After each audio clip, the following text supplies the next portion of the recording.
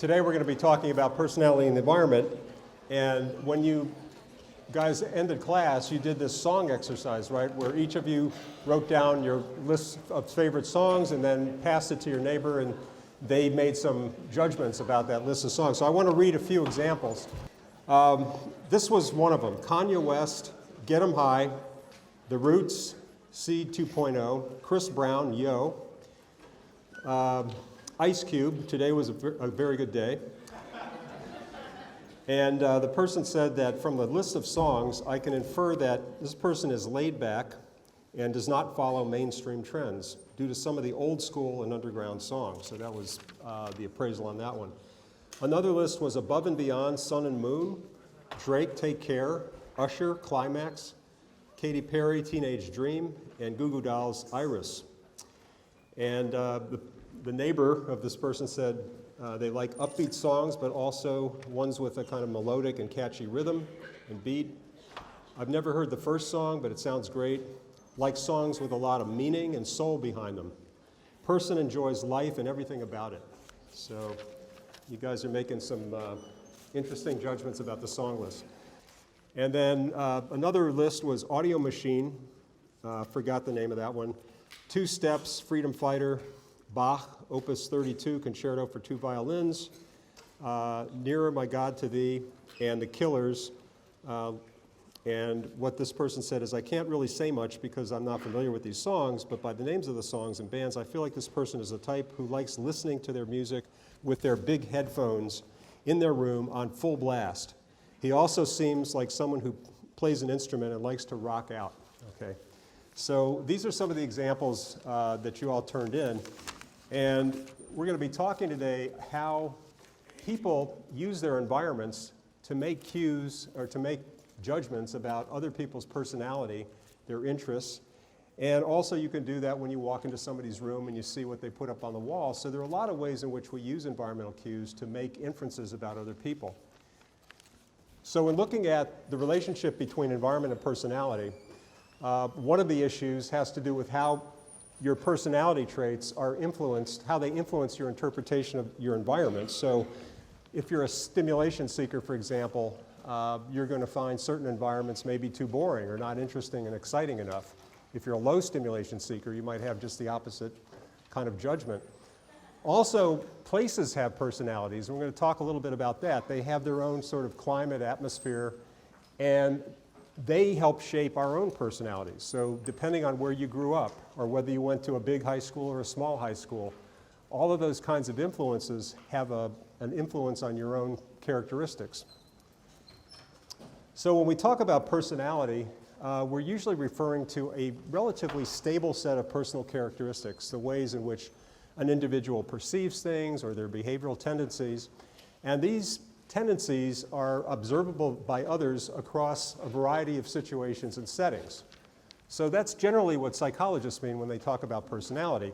But until the field of environmental psychology got going, there wasn't much interest in how the large-scale environment really helped to shape personality. It was more about sort of the immediate family, the microenvironment of the home, parents' personalities as they influenced their kids' personalities, but not too much about the kinds of environments where people were spending their time. So these are really four basic relationships between the large-scale environment and personality. First off, the environment reveals personality. So your room decorations, your musical selections, your web page content. People use these as cues to make judgments about your own personal qualities. Secondly, the environment shapes personality. So we saw in the behavior settings research of Barker that depending on the staffing level of a school system, if it was understaffed, it put a lot of pressure on those students to take on more roles, leadership roles. And yet if that setting was overstaffed, you had more peripheral people that couldn't get as involved in leadership positions. So the environment has a definite influence on the development of our personality. If you grow up in a place where you can meet a lot of people, and we remember that study by Festinger, Schachter, and Bach at MIT, where proximity to other people spatially, in terms of where they lived in that apartment complex, predicted friendship patterns. In some communities, you don't have as many opportunities to meet other people. So the structure of the environment can influence personality that way.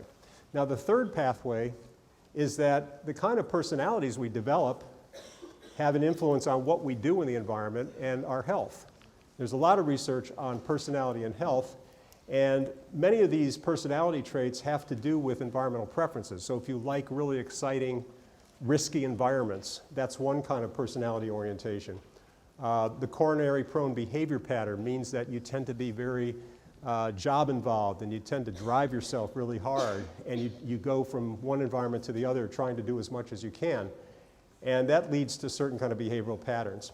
And the final pathway here is that personality is sometimes in the middle between the environment we're exposed to and then the outcomes of that exposure.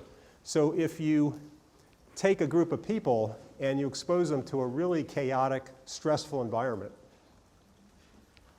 if they're high sensation seekers in that group, they're going to be more resistant to feeling the effects of that stress because they have a higher tolerance for stimulation and overload. And if some of the people in that group are low stimulation seekers, they're going to be much more put off by too much stimulation. So the personality that people have can mediate the relationship between the environment and the effects it has on their health and behavior. So these are the four kind of pathways we want to talk about in terms of how the large-scale environment affects people's personality. Now, we'll start off with how the environment reveals personality. And these are a lot of examples up here of walking into somebody's dorm room, for example. And here you've got a kind of chaotic look. Here you've got a very neat and organized look. You walk into this conference room and you see a lot of emphasis on the employees' pictures and their achievements, their awards. Some conference rooms don't do that in a work environment. So when you go into these environments, they have a subtle influence on how you make inferences about the people that work there, live there, occupy that space. Now we're going to play a little vignette here, and I want you to think about how the people in this situation are making inferences about another person's personality based on the situation, the environmental situation. If you were in that situation, what kind of inferences would you make about Elaine, or what do you think they were concluding about Elaine based on her cell phone call? Yeah. Leslie? Is it Leslie? Yeah. Okay, so Leslie's saying that maybe they're inferring that she's kind of selfish, superficial, she's sort of getting the call out of the way while she's walking down the street where she can't really focus in on what her friend might say about her father's condition. Yeah. That's a very interesting observation. Aisha's saying that because this is in an urban situation, and we saw that study by Stanley Milgram on how urban dwellers react to stimulation overload. What do? They screen out outputs. They don't devote as much time to each interaction. So maybe you take kind of what she did with a grain of salt, that, okay, she's an urbanite and she's got a lot going on in terms of what she's managing in that situation, and you don't attribute so much to her personally, but rather she's in she's living in a city where she's got to manage all that overload. Other thoughts about how they were judging or might judge that situation? Yeah, what's your name? Anita. That's a great observation. Anita's saying that because our use of technology has evolved, our norms about technology have evolved, and they've changed. So nowadays, people are texting on the run, they're calling on the run. It's normative. You don't sort of put somebody down and assume that they're a bad person or they're not a very considerate person just because they're making a cell phone call like that. So in a sense, that episode might be a little dated now, right, because of how we've embraced technology. So, and everything is about speed today, So we're going to Web 2.0 and we're going to the 4G system of cell phones, and it's more and more speed. So how can you, fault somebody if they're sort of buying into that? So it's an interesting example of how people make these links between behavior in a particular environmental context and why that would be sort of information for what their personality is like. Any other thoughts about kind of what's going on in that particular video? Eleanor is saying that you could maybe infer that Elaine's sort of a disorganized person because she gets out of that car when Kramer slams on the brakes and she's thinking about other things, and then she remembered she should have called her friend.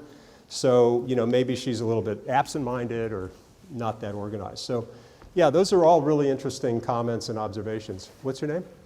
David. Yeah, so the guy walks down the street saying hello to Jerry and George, and they don't even like acknowledge him, right? And then they're putting her down because they're saying that she's being kind of superficial. So that's a little bit of an irony in that situation as well. So when we look at that Gosling paper that is listed for Tuesday, actually, we're going to talk about it today, it's a fairly involved, little bit of a jargony article. There's a lot of terminology there. So we want to break some of that down. And it's a simple idea that if you're an observer of someone like Elaine making a cell phone call on the street, or you walk into somebody's room and you see that they have a very organized desk, or that they have a lot of books, or whatever these cues are, you're using those cues as a kind of lens to try to view and understand what their underlying quality is like. Are they conscientious or not conscientious? Are they sociable or not? So you're utilizing cues here based on what you observe in the environment. And then whether those cues are a good predictor of the underlying personality trait, that has to do with the validity of the cue. So if you think that having an organized desk really, in fact, does predict this person's conscientiousness, that would be high cue validity. And so when people are good at using the cues and making these valid inferences, that's called functional achievement or accuracy. So you're making accurate judgments as an observer in that particular situation. So that's called the lens model of how observers make judgments about room occupants. In the Gosling paper, they talk about a number of different types of cues in a physical environment. So one of those categories is self-directed identity claims. And you can think about your own environments in terms of what you put on the wall. And they're saying that often you're using these kind of postings, these personalizations of your room, to sort of reinforce, for your own benefit, what you're like, your own view of yourself. So that's called a self-directed identity claim. An other directed identity claim is for the benefit of others. So here in this apartment near our campus, this particular person decided to do all of this sort of wall art in their living room, which you typically don't see when you walk into somebody's living room, right, through the front door. Maybe you'd see something like that in their bedroom. But this is a pretty out there kind of statement about what they want others to see them as. So it's a symbolic statement made by a person to others through physical displays about how they'd like to be regarded. And what might you conclude about that kind of artwork, somebody drawing that on the wall? Unconventional. So that's another kind of trait you could infer from that behavior and that residue, that cue. Any other inferences you might make? What's your name? What Jacqueline's saying is that this becomes a kind of focus when somebody walks in, and it's a conversation breaker or starter, and it opens up interaction. So maybe the people that live in this place are more about interactions than sort of passive TV viewing or something like that. So that's an interesting kind of way to view it. Now, sometimes people make false identity claims. Okay, what's a false identity claim? Why would you want to do that? Okay, so you want to dress up your qualities and make them more appealing so that people like you better. And some would say, well, people do that on Facebook and social networking, although the study we read earlier suggested that people's Facebook pages are really pretty accurate depictions of what they're really like. So we're going to run a little, another video clip here to illustrate this notion of a false identity claim. And this happens sometimes in environments, or it might happen on a web page. Any other examples of how this might happen in a dorm that you've seen, or? Yeah, what's your name? Amanda. It's not necessarily a dorm, but I have a friend who she actually grew up here on the West Coast, but she spent quite a bit of time in New York, kind of living there at times, and she finds that when she goes to Europe, people like her better when she says she's from New York. They just kind of respond a little more favorably to her. Or even San Francisco, if she mentions San Francisco. But if she just says Southern California, it's kind of not as, so she kind of plays up that a little bit more. Interesting. All right, good. So these are some of the categories that Gosling and his colleagues talk about in terms of how people present themselves, these identity claims, true or false, personal, self, or other directed. Now there's some other categories that they look at as well. One is this interior behavioral residue, which is a fancy way of saying that this guy has a guitar in his room, so you can kind of infer that he probably plays a guitar in his room, and he's got a lot of books, and so maybe he's sort of studious. So these are traces of activities that are actually conducted by somebody in their immediate environment. So you walk in, and those would be interior behavioral residues or cues.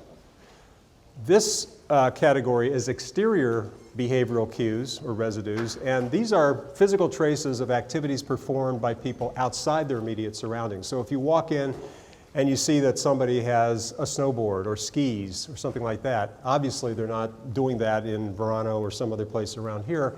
So it's an exterior behavioral cue. It allows you to sort of infer something about their hobbies or their interests that happen away from the immediate environment. So these are 4 categories that they're putting together. And before we sort of put up their model, I just want to read a quote from John Steinbeck that they mentioned in their article in Travels with Charlie. And Steinbeck in that novel said, "An animal resting or passing leaves crushed grass, footprints, and perhaps droppings. But a human occupying a room for a night prints his character, his biography, his recent history, and sometimes his future plans and hopes. I further believe that personality seeps into the walls and it is slowly released. As I sat in this unmade room, Lonesome Harry began to take shape and dimension. I could feel that recently departed guest in the bits and pieces of himself that he had left behind." So this is the idea that our physical environments take on our character to some extent, either because we're intentionally putting things up that we want to influence our own views of ourselves or other people's views of us. Sometimes they can be physical traces that we leave behind that we didn't really intend anybody to see, like some laundry receipts or an empty bottle of whiskey or something like that. But you can use those kind of cues to judge what the person might be like. And by the same token, just as people leave their imprint on their environments, our environments leave a major imprint on us and our personality as we go through our lives and we go from one setting to another. So this is the kind of complex model, looks complex, although it's a pretty simple idea.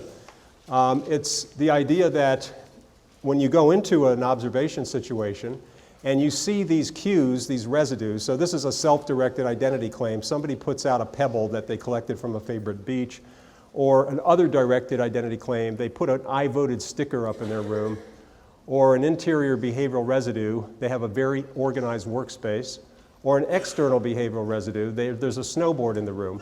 So the observer takes a look at these residues, these cues, and starts to make inferences about that person's behavior. They collect memorabilia, they vote, they organize their belongings, they go snowboarding, and from those behaviors, they then start to make inferences about the underlying traits. They're sentimental because they collect these kind of memorabilia. They're socially responsible because they voted. They're conscientious given the neatness of their workspace.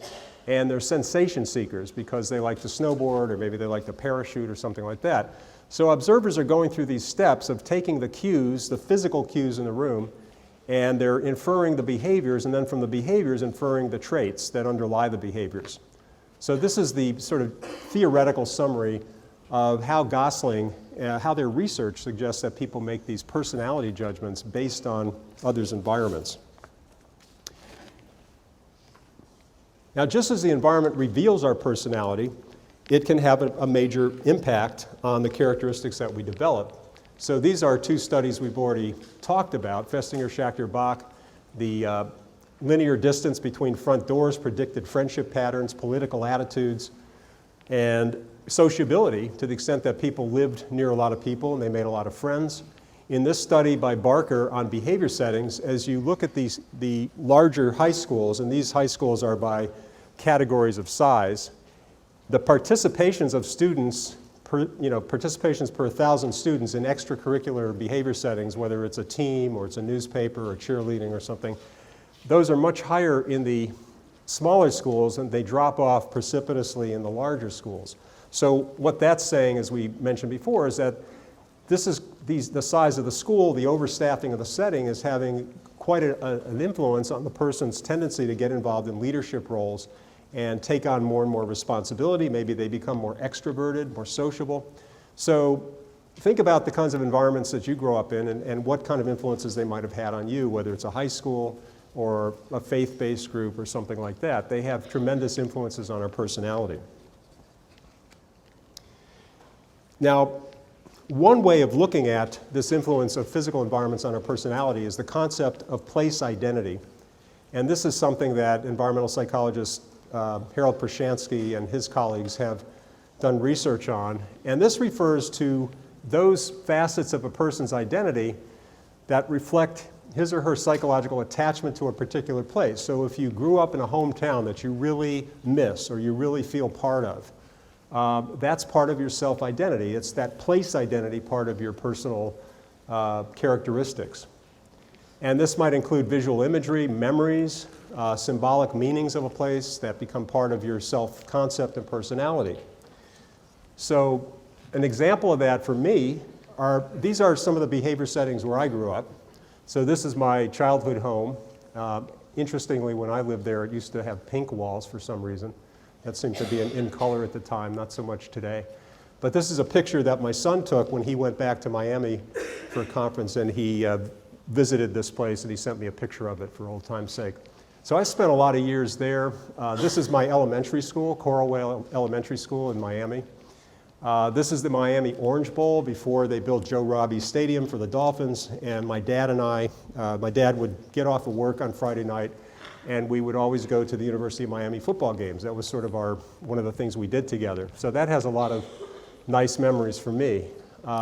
We later moved to a different part of the city, and this is my high school, Palmetto High School in Florida. This is Biscayne Boulevard in Miami, so I spent many a day driving up and down that route. And just recently, this week, I was in Chicago for a conference, and I went back and visited some of my old haunts there. These pictures are actually from an earlier visit, but this is the quadrangles at the University of Chicago, the skyline of Chicago on Michigan Avenue, and then the library at the University of Chicago, which I really kind of liked hanging out there. It's a beautiful room. And I have a lot of memories from college in terms of things I did in that city and in those places. So you can think for yourselves in terms of where you've grown up, what places you've been involved in, and those memories you have are part of the environmental cognition that Dr. Misra talked about on Tuesday. They stick with you, they become part of your identity, whether it's remembering things you used to do with your parent or remembering the 6 years that you spent in that elementary school. And then, of course, I went off to grad school at the University of North Carolina. This is the South Hall there, the main administrative building. Very different kind of environment, southern college town as compared to this sprawling city of Chicago. And social ecology, where I've spent a lot of years after coming from grad school. And one of the things I thought about as I walked around Chicago near my hotel this time is there was the Allerton Hotel, and I remember bringing my older son when he was 13 to a conference with me because he was a huge fan of the Chicago Cubs, and he really wanted to go to this conference because it was in Chicago, and maybe we'd get to go to Wrigley Field and he could check it out. And so I spent a lot of time with him at that conference walking around looking for Chicago Cubs paraphernalia and trying to get over to Wrigley Field. But whenever I go back to Chicago and I walk by Gino's Pizza or I walk by that hotel, I think of events I had with my kids when I was in Chicago, and it really made an impact on them. They still remember some of those events as well. So we all have this whole constellation of memories and place experiences that become part of us. And it's in that sense that places leave their impact on us. And some places don't leave a very fun or positive, very desirable impact on us. Some places are pretty stressful, and we just as soon forget about them. So it's not always places that are influencing us in a real positive way. So places can reveal our personality, they can influence the development of our personality through place identity and memories. And then places themselves have a kind of personality. Sometimes that's called ambiance, or the overall feel or atmosphere of a place. So you can go into this Plaza Mayor in Madrid, Spain, and it's such a beautifully designed scaled environment for pedestrians that people just love to sit there and sort of take it in. It's aesthetically really pleasing. It's very sociable. So we also talk about the social climate of a place. You know, you go to Ghirardelli Square and you see people taking pictures of each other. Even though there are a lot of strangers around, they're doing things as if they feel comfortable there. They don't mind that there's strangers watching them do that because it's just a very kind of friendly, sociable place. And you can think of some urban environments that aren't that way, that would be opposite of that. Can any of you think of an urban environment that would be quite different than Ghirardelli Square? How many of you have been to Ghirardelli Square in San Francisco? So what might be a kind of opposite reaction to another type of place where it wouldn't be so sociable? The ambiance would be different. A library? Okay. No, that's great. Amber's saying that downtown LA, because it's got these monolithic high-rise buildings, the scale for pedestrians is off. It's not very comfortable. And later when we talk about urban design in the second part of the class, we'll see this concept of human scale. How do you design an environment that's scaled to be comfortable for people walking through it, not just people speeding through it on an expressway, but actually walking or biking through it. So those are some places that might have a different feel than Ghirardelli Square. And you know, you can think of other kinds of identities of environments. There are some environments that have a very strong musical landscape or signature. Can you think of any cities that have a particular musical signature to them or identity? Yeah, Aisha. New Orleans, Dixieland Jazz. Other examples? Yeah, what's your name? Jeff? Okay, Memphis, Nashville. What would you say about Memphis and Nashville? Yeah, country rock. I mean, Nashville, Ryman Hall. We'll show a video of a Neil Young concert in Ryman Hall in Nashville.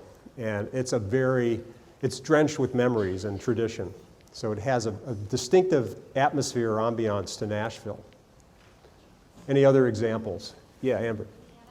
Vienna, what about Vienna?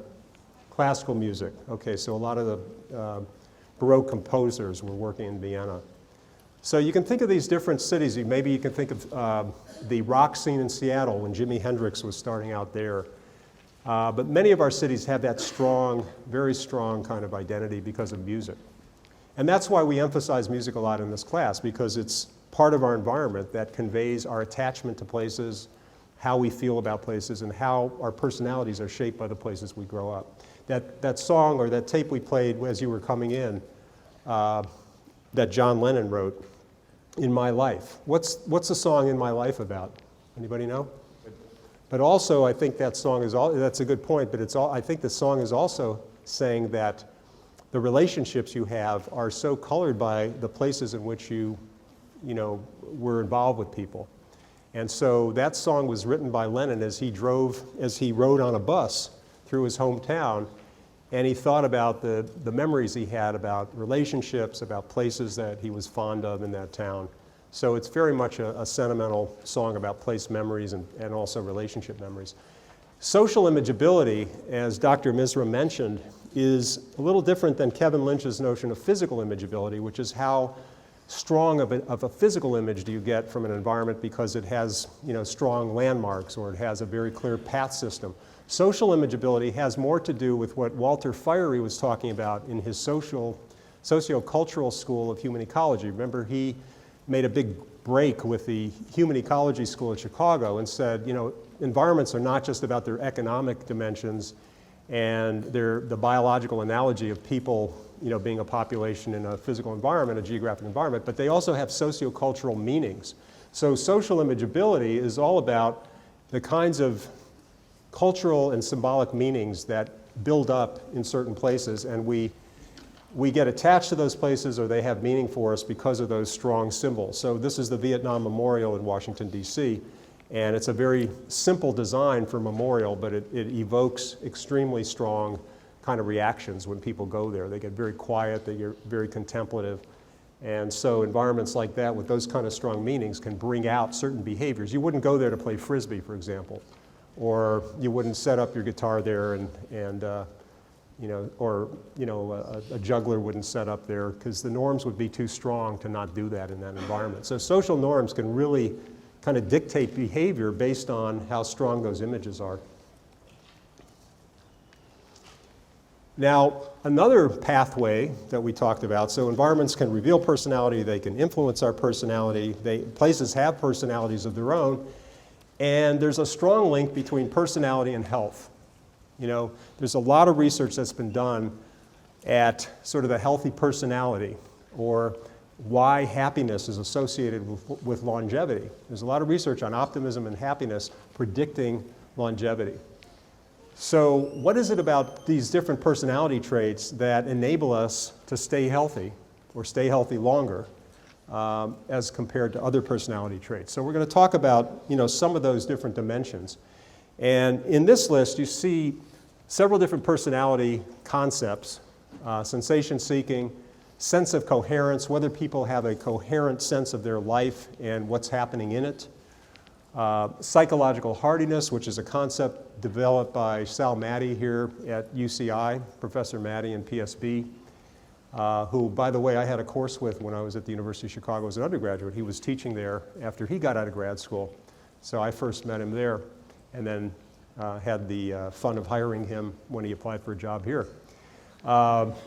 Future time perspective, whether people see things as extended into the future or they're real present oriented and they're just worrying about how to get through the next day, the next hour, as opposed to planning for college or planning for your, you know, future life stage. And people with more extended time perspectives tend to be healthier. They tend to have more of an optimistic sense of where their lives are going.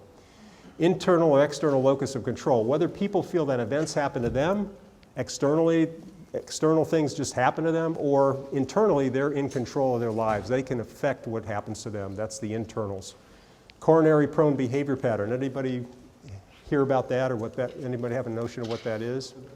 Kevin's pointing out that there's a lot of medical research showing that when you compare people that have this hard driving, somewhat hostile, time urgent personality, they're much more prone to get heart attacks and cardiovascular disease than people that have the type B personality, which is more laid back. Somebody said in the song analysis, chill. You don't get so worried about time pressures. You just let it roll off you. So that's the type A personality. And there's some research that's been done on the type C personality, the cancer-prone personality, although the evidence for that is less strong than it is on the cardiovascular side with type A. We know that anxiety, hostility are all associated with greater proneness toward disease. On the other hand, optimism, people that are optimistic tend to remain healthier for longer. So we're going to talk first about sensation seeking, and it's a very interesting concept, describing people's need for very strong, diverse sensations and experiences, willingness to take risks, and just to have that experience, not worrying so much about what's going to happen if you take the risk. And I'm going to read you some examples of the sensation-seeking scale, just so you get a flavor for what they're trying to get at. So people have paired choices, and you can pick A or B. So A would be, I like wild, uninhibited parties. B, I prefer quiet parties with good conversation. I often wish I could be a mountain climber. I can't understand people who risk their necks climbing mountains. I dislike all body odors. I like some of the earthy body smells, so that's response B. I get bored seeing the same old faces, versus I like the comfortable familiarity of everyday friends. I dislike people who do or say things just to shock or upset others, versus when you can predict almost everything a person will do and say, he or she must be a bore. And there's another pair that says the worst thing in life is to be rude versus the worst thing in life is to be a bore. So you kind of get the drift. You're discriminating between people that are sort of really high risk, high sensation versus those that aren't. And it turns out that this scale has a lot of predictive validity for various kinds of outcomes related to health and other behaviors. This is some sample behaviors that somebody with a high sensation-seeking profile would engage in, riding bikes on the edge of these cliffs here, or jumping off mountains in these wingsuits. And we're actually going to see an example of that in a video that Mark's going to play. Have any of you ever seen wingsuit jumpers? I mean, you've seen skydivers, but so you've seen them, okay. So we'll take a look at that. Or if you choose to be an astronaut, that would sort of pull for people that have a high need for stimulation and sensation. Somebody who is a low sensation seeker would not be in that profession. So you want to play the before we go to that? So how many of you would like to do that? Some of you are raising your hands. All right. So that's a pretty good behavioral view of what sensation seeking is all about. And we're going to talk about a couple of studies where sensation seeking was found to mediate the effects of stress or exposure to high levels of stimulation on people's health. This is one of those examples by Saracen, Ron Smith, Johnson, and Erwin Saracen at the University of Washington.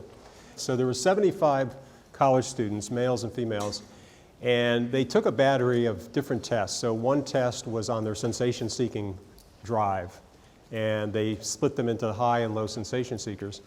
And then the other test they gave them was the stressful life events scale.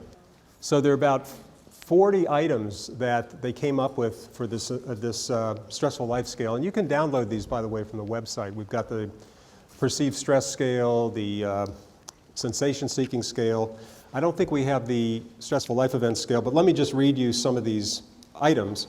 And they range from 100 points at the max to 11 points at the bottom. And if you score over 300 points, you're really going to be prone to getting sick. So there are things like death of a spouse, 100 points, divorce, 73 points, marital separation, 65 points, imprisonment, 63 points, death of a close family member, 63, marriage, 50. So even a happy event, getting married, it puts demand on people. You know, there's a lot of preparation, there's a lot of kind of anxiety, how's this going to go? And so you can see that there are a lot of different events, and some of the ones that are less stressful according to this scale are things like change in schools, change in residence, 20 points, taking out a minor mortgage or loan, 17 points, a vacation, 13 points, because after all, you got to get ready for that vacation. It's a little stressful when you come back, you're overloaded, a lot of email to catch up on. Minor violation of the law, you get a traffic ticket, 11 points. So you fill this out, 40 items, and then the researchers sum up your total life points. And that's a pretty good basis for predicting people's tendency to get sick.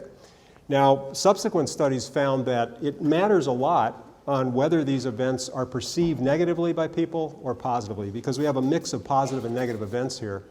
And if you're in a relationship that's really stressful for you, then getting out of it might actually be a relief and not a stressor. So getting back to Lazarus's notion of psychological stress, that really what is stressful for people is their perception of the event, if it's threatening. What they did in that study is they divided people into the negative life stress and the more positive life events. And anybody remember what they found for the sensation seekers and the negative life events condition? Who were the ones that were more prone to express distress on scales of negative symptoms and that type of thing? Yes. So Susan's saying that in the negative life stress condition, people that were really high on negative life stress, the low sensation seekers were quite different than the high sensation seekers. The low sensation seekers got sick, or they expressed more negative symptoms than the high sensation seekers. What about for the positive life events? Was there any difference between sensation seekers? Well, basically the sensation seekers and the low and high were the same for positive life events, but it was the negative ones where you saw that separation between the high and low sensation seekers. So it's an example of how this personality trait can really get in the middle between the environment and the outcomes and determine how somebody's going to respond in terms of their physical health and also their emotional health. And these are some of the items that I read to you, from death of a spouse down to minor violation of the law. And we won't go through them all, but you can look at those when you get the slides. Now, another interesting scale is this perceived stress scale that Shel Cohen at Carnegie Mellon developed. And he's the guy that did the study of colds. Susceptibility to colds is a function of high or low stress. When you go into the dorm, before you get shot up with that cold virus in your nose, he had people fill out his scale on whether they were stressed in their life for the past 4 weeks or not.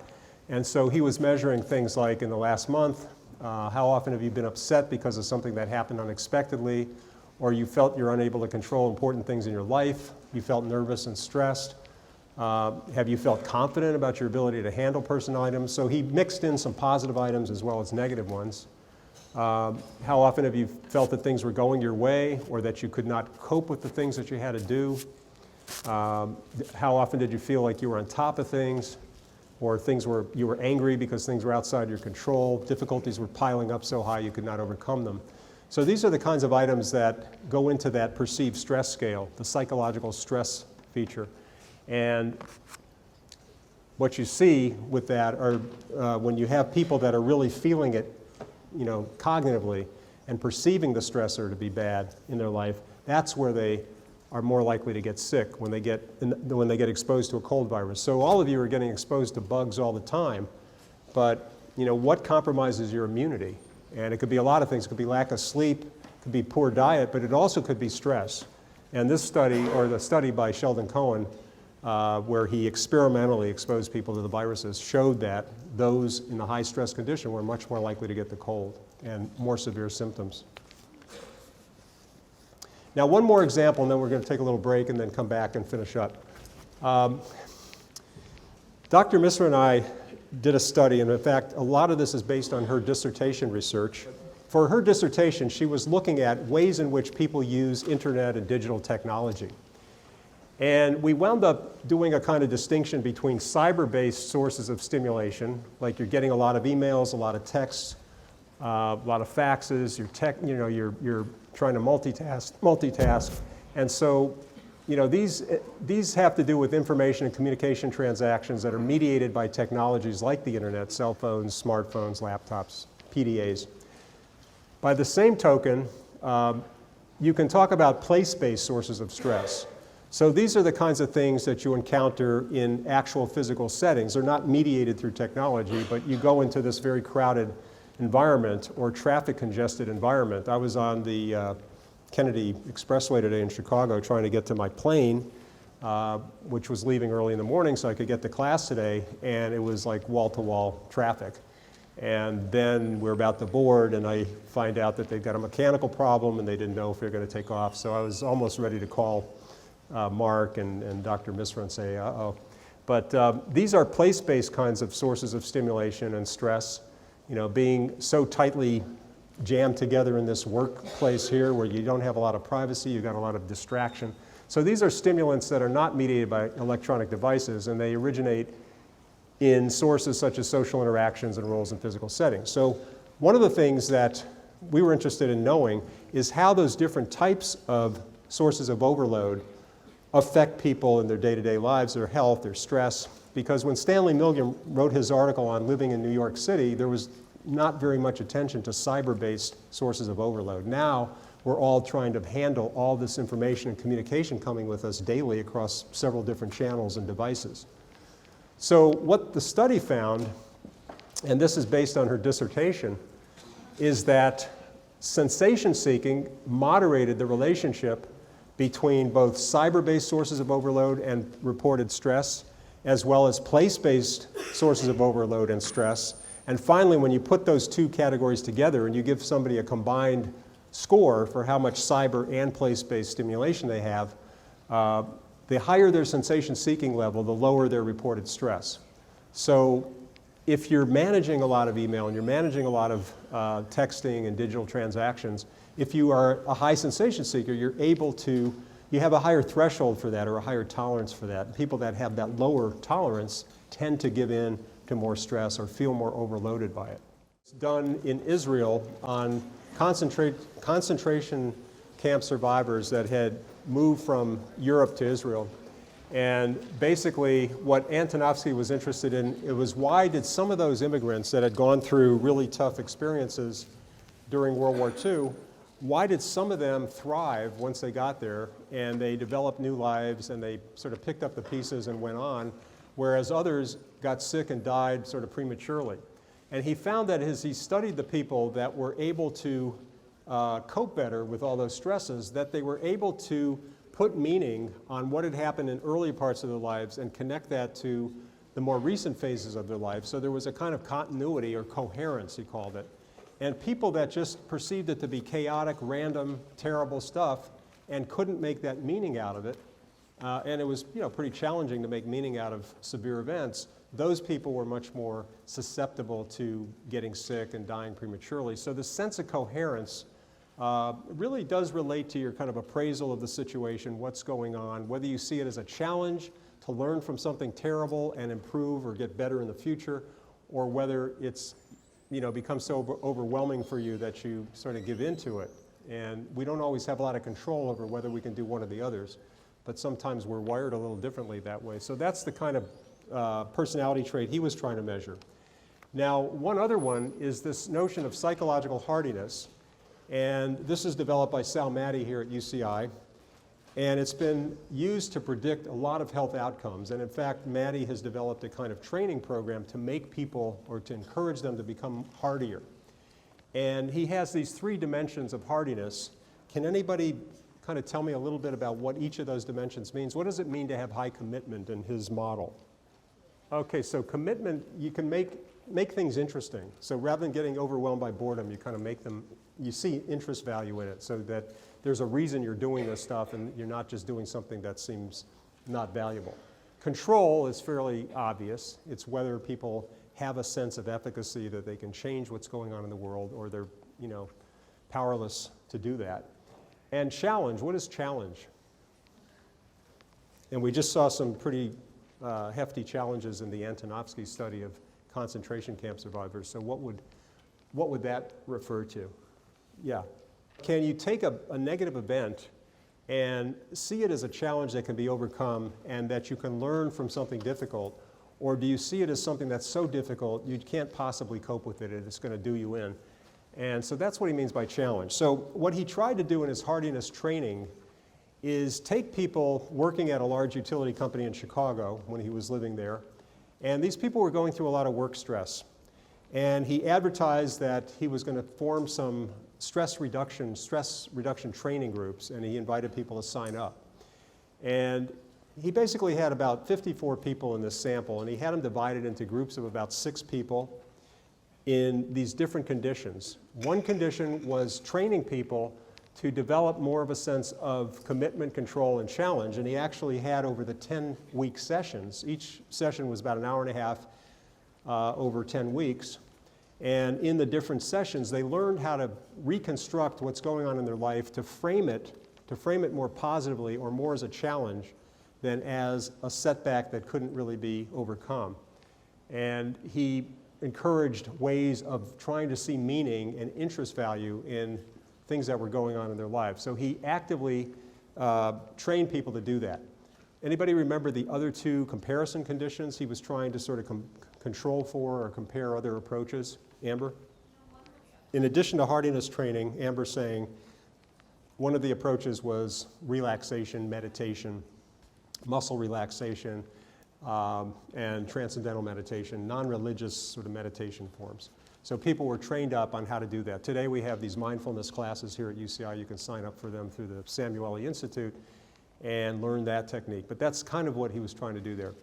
And the 3rd condition was passive listening. People would come to the group, they'd share their troubles with each other, and they would sort of coach each other or give each other ideas and suggestions about how they might deal with the situation in somebody else's life. So there was social support there.